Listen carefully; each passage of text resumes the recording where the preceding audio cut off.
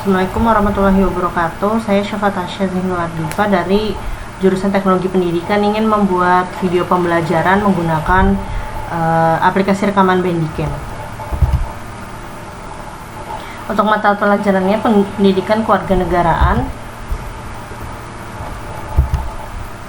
dengan materi Sistem Hukum dan Peradilan Nasional. Waktu 6 kali 45 menit dengan keseluruhan kompetensi dasar. Standar kompetensinya maka sensitif terhadap sistem hukum dan peradilan nasional. Pada kompetensi dasarnya itu mendeskripsikan pengertian sistem hukum dan peradilan nasional, menganalisis peranan lembaga-lembaga peradilan, menunjukkan sikap yang sesuai dengan ketentuan hukum yang berlaku, menganalisis upaya pemberantasan korupsi di Indonesia, menampilkan peran serta upaya pemberantasan korupsi di Indonesia. Tujuan pembelajarannya itu siswa diharapkan mampu menguraikan pengertian sistem hukum dan sistem hukum. Siswa diharapkan mampu mendeskripsikan tujuan hukum dan sumber hukum. Siswa diharapkan mampu menganalisis penggolongan hukum dan sanksi hukum. Dan juga siswa diharapkan mampu menganalisis sistem peradilan nasional. Pada peta konsepnya itu, sistem hukum peradilan nasional dibagi menjadi sistem hukum, sumber hukum, penggolongan hukum, dan peradilan nasional. Pada sistem hukum sendiri itu ada 3, ada sistem hukum dan tujuan hukum. Pada hukum sendiri itu menurut Mr. M. Meyers, UU SH, dan SM Amin SH. Sumber hukumnya itu ada undang-undang, kebiasaan, jurisprudensi, traktat, dan juga doktrin. Penggolongan hukumnya itu ada wujud, ruang, waktu, pribadi, isi, tugas, dan fungsi. Pada peradilan nasional ada pendidikan umum, agama, militer, PT usaha negara, dan konstitusi. Sistem hukum dan peradilan internasional. Pengertian sistem sendiri menurut Kamus Besar Umum Bahasa Indonesia mengandung arti susunan kesatuan yang masing-masing tidak berdiri sendiri, tetapi berfungsi membentuk kesatuan secara keseluruhan. Unsur-unsurnya itu ada seperangkat komponen, elemen bagian, saling berkaitan dan tergantung, kesatuan yang terintegrasi, memiliki peranan dan tujuan tertentu, interaksi antar sistem membentuk sistem lain yang lebih besar. Pengertian hukum sendiri itu menurut Profesor Mr. M. Meyers itu semua aturan yang menganalisis pertimbangan kesusilaan yang ditujukan kepada tingkah laku manusia dalam masyarakat dan menjadi pedoman bagi penguasa negara dalam melaksanakan tugasnya. Menurut Leon Duguid, hukum sendiri itu aturan tingkah laku anggota masyarakat, aturan yang daya penggunaannya itu bersifat tertentu dan diindahkan oleh suatu masyarakat dan menimbulkan reaksi bersama terhadap pelakunya. Menurut Dr. Andes Utre SH, hukum adalah himpunan peraturan perintah dan larangan yang mengurus tata tertib suatu masyarakat karena harus ditaati oleh masyarakat itu sendiri. Unsur-unsur dalam pengertian hukum itu ada mengenai tingkah laku manusia dan pergaulan manusia, masyarakat. Peraturan itu diadakan oleh badan-badan resmi berwenang. Peraturan itu bersifat memaksa, adanya sanksi yang tegas terhadap pelanggaran tersebut. Bertolak dari pengertian sistem dan hukum yang telah ditemukan di atas itu dimasukkan dengan sistem hukum adalah salah satu hukum yang diterapkan pada suatu negara tertentu yang dipatuhi dan ditaati oleh setiap warga negaranya. Tujuan hukum sendiri itu mempunyai sifat mengatur dan memaksa. Tujuannya itu dibuat untuk ditaati oleh sebagian masyarakat. Dan menurut hukum itu ada tokoh pakar Subekti, Van Apeldoorn, Y. Van Kan, dan Geni.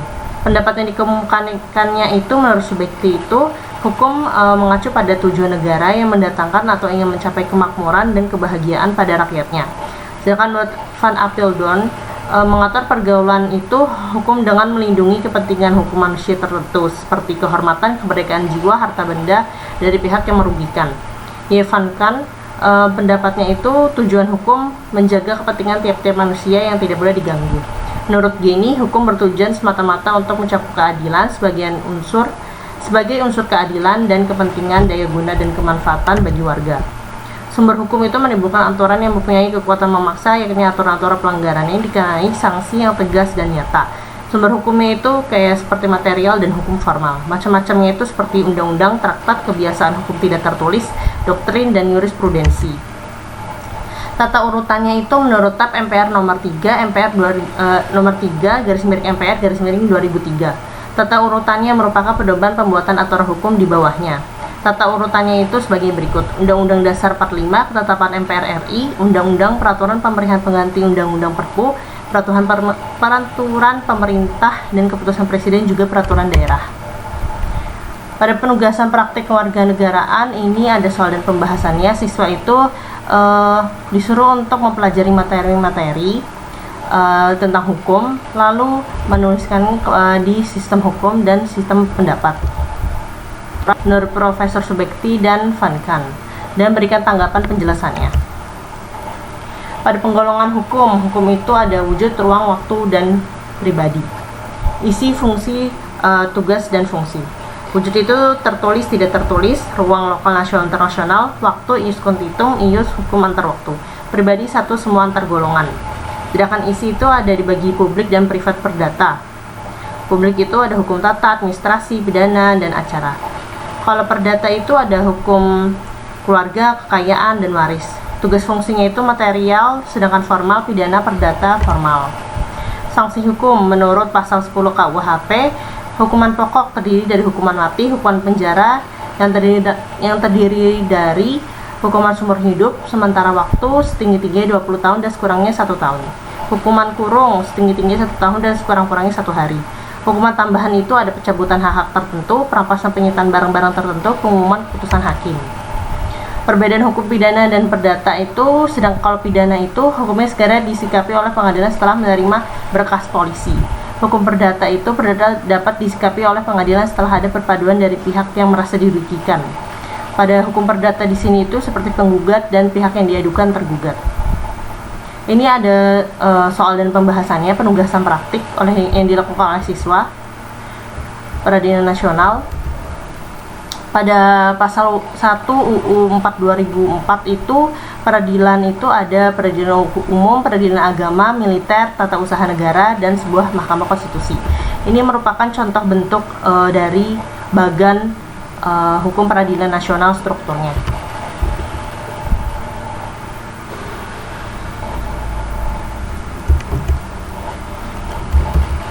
Pada bab korupsi ini, standar kompetensi motivasinya itu menampilkan sikap positif sama sistem hukum peradilan. Kompetensi dasarnya menganalisis upaya pemberantasan korupsi di Indonesia, menampilkan peran serta dalam upaya pemberantasan korupsi di Indonesia.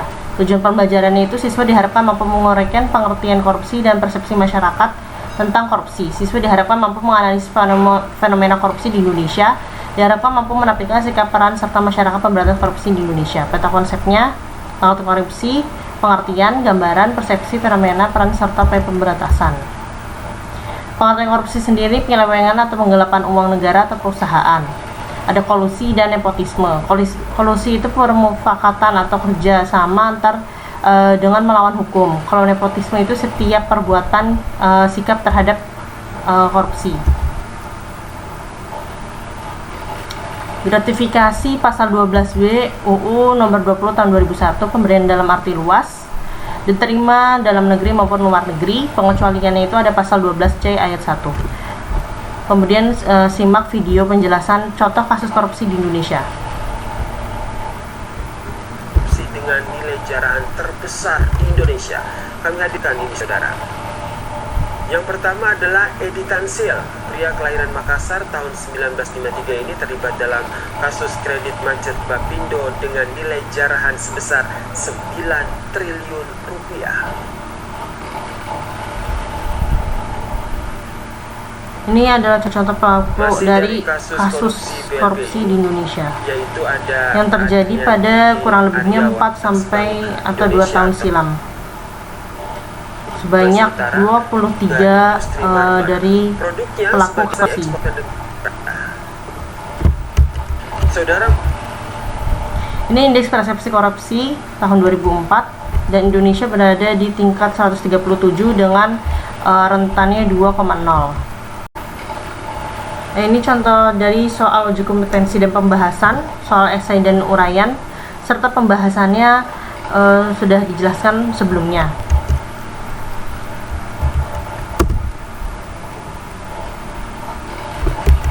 Kurang lebihnya saya mohon maaf dan terima kasih. Wassalamualaikum warahmatullahi wabarakatuh.